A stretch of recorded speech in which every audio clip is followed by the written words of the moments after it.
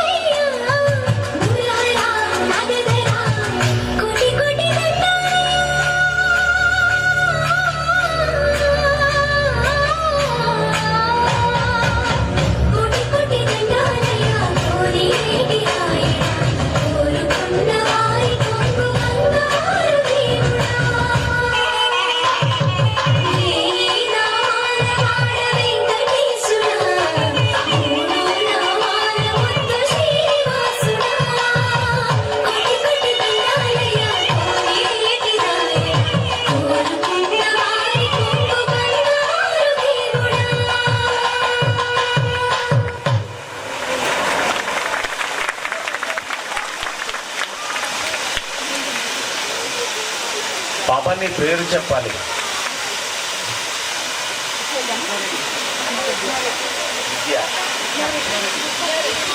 విఘ్న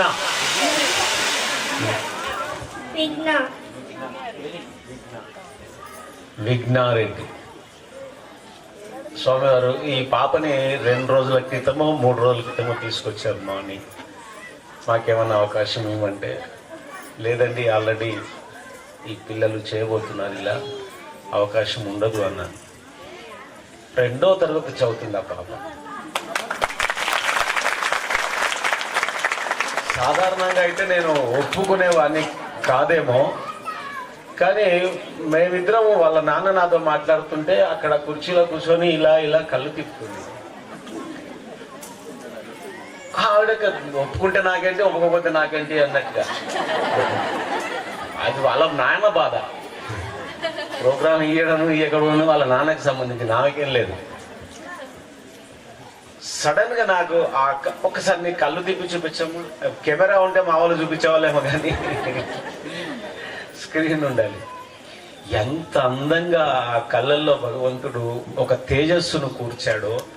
నేనెప్పుడు గర్భిణీ స్త్రీలు వచ్చిన వాళ్ళకి అదే చెప్తాను, భగవంతుడి నుంచి మనం కోరుకోవాల్సింది మిగతా అందిస్తాడు, కానీ ముఖంలో ఒక తేజస్సుని ఇవ్వాలి. అది డాక్టర్ల వల్ల సాధ్యం కానే కాదు. ఈ అమ్మాయికి వరంగా వచ్చినటువంటిది. అమ్మాయి ఎట్లా నృత్యం చేస్తుందో నాకు తెలియదు, కానీ పాపం ఆ పాపకి అవకాశం ఇవ్వకపోతే అన్యాయం చేస్తున్నాను, వాడిని అవుతానేనేమో అనిపించేంతగా ఆ కళ్ళని కదిపింది ఆవిడ. ఆ కళ్ళే ఈరోజు నేను అందరి కళ్ళల్లో పడేటట్టు చేసింది. జై శ్రీమన్నారాయణ. జై శ్రీమన్నారాయణ.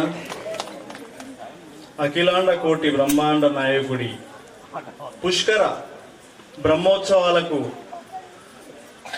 ఈ మాత్రం నాకు అవకాశము, నాకు మా సిద్ధార్థ కళాక్షేత్ర శ్రీమతి జయలక్ష్మి గారికి, పిల్లలకి అవకాశం దొరికినందుకు ఇదంతా మా పూర్వజన్మ సుకృతంగా భావిస్తున్నాము. ఇంతటితో ఈ కార్యక్రమం సమాప్తం. జై శ్రీమన్నారాయణ. స్వామివారిని దోపోత్సవం